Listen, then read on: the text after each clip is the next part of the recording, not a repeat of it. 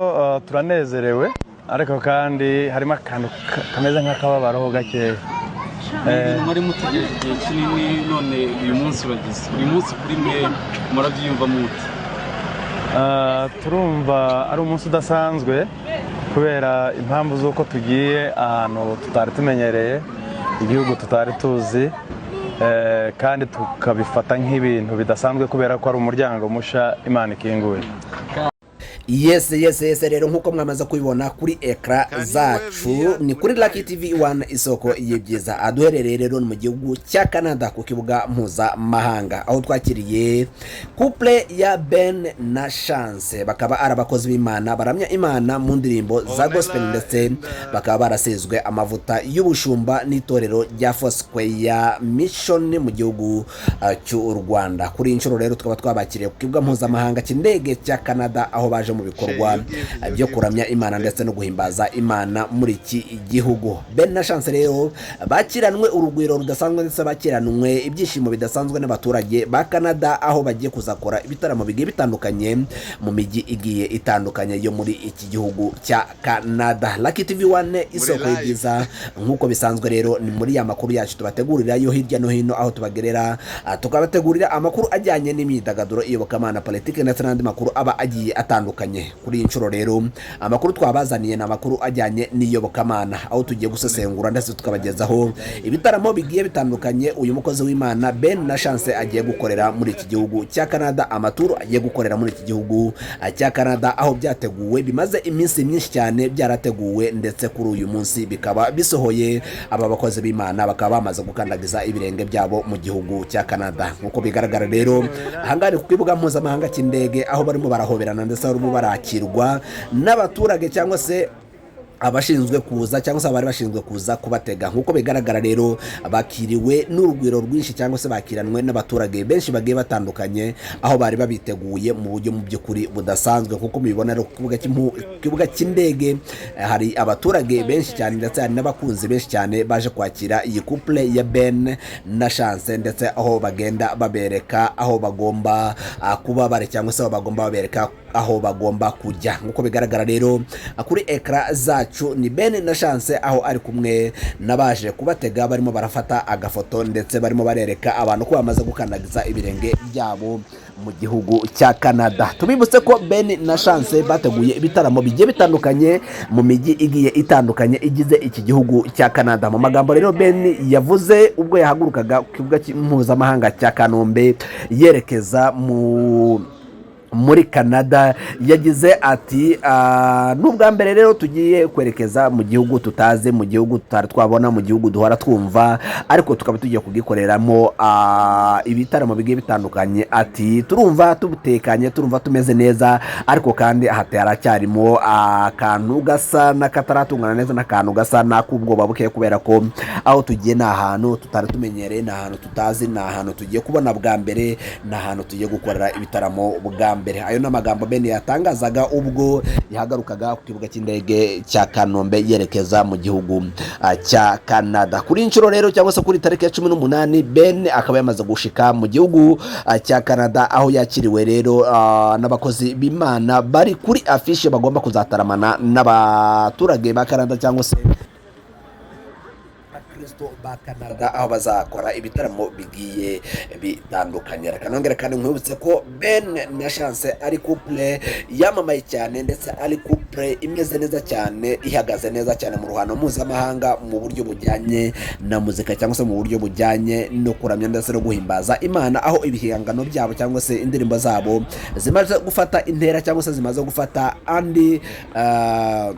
zimaze gufata umwanya munini cyane mu mitima y'abaturage cyangwa se mu mutima y'abumva indirimbo zabo. Ni couple mu by'ukuri navuga ko imaze kwandika amateka cyangwa se imaze kugera ku rwego rushimishije mu ruhando mpuzamahanga aho baramya Imana ndetse aho bahimbaza Imana mu ndirimbo zisizwe amavuta cyangwa se indirimbo zifite ubutumwa bubasha kugarurira abaturage ibyiringiro ndetse bubasha kugarurira abaturage cyangwa se bibasha kugarurira abarokotse, ibasha kugarurira abakijijwe bose ibyiringiro ndetse zikabasha no gukiza abatarakizwa bakabasha kwemera Imana ndetse bakabasha no kuva mu byaha. Ben na Chance rero nkuko bisanzwe tubazi mu itsinda rya Alarme Ministry nka bamwe bagize itsinda rya Alarme Ministry akaba nayo ryo tsinda bahereyemo baramya Imana ndetse banahimbaza Imana, aho muri iri tsinda nabwo aba bantu ari bamwe mu bantu bagize iri tsinda bakomeye cyane, ari mu bantu b'inkingi zikomeye cyane mu itsinda rya Alarme Ministries. Usibye rero kuba mu itsinda rya Alarme Ministries, Ben na Chance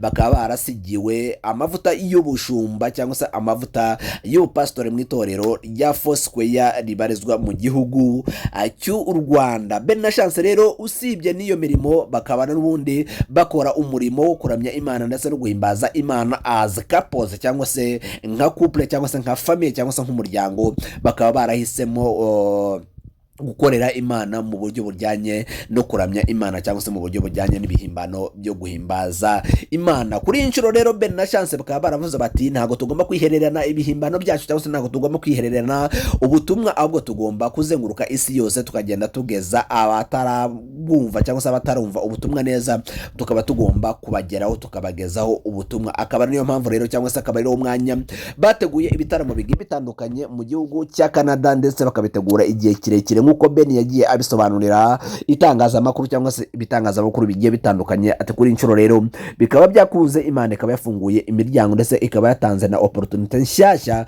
tukaba tugiye mu gihugu cya Canada tugiye gutanga cyangwa se tugiye kuvuga ivuga butumwa rijyanye n'indirimbo zigiye zitandukanye. Ben na Chance rero nkuko bimeze kuri kalendari yabo cyangwa se nkuko byapanzwe kuri kalendari yabo, igitaramo cya mbere kikazaba ku itariki 27 z'uku kwezi kwa kane uyu mwaka wa 2024 kikazabera mu mujyi wa Ottawa. Abantu rero baturiye umujyi wa Ottawa, igitaramo cya Ben na Chance kikazaba ku itariki ya 27 nicyo gitaramo kizafungurira cyangwa se nicyo gitaramo kizabimburira ibindi bitaramo byinshi bigiye bitandukanye bizabera muri uyu mujyi cyangwa se bizabera mu miji igiye itandukanye igize iki gihugu cya Canada. Iki gitaramo rero cya mbere kikazabera mu mujyi wa Ottawa ku itariki 27 z'uku kwezi kwa kane uyu mwaka wa 2024. Igitaramo cya kabiri nanone kikaba giteganyijwe kuzabera mu mujyi wa Toronto ku itariki 4 z'ukwezi kwa gatanu umwaka wa 2024. Umujyi wa Toronto rero abagize umujyi wa Toronto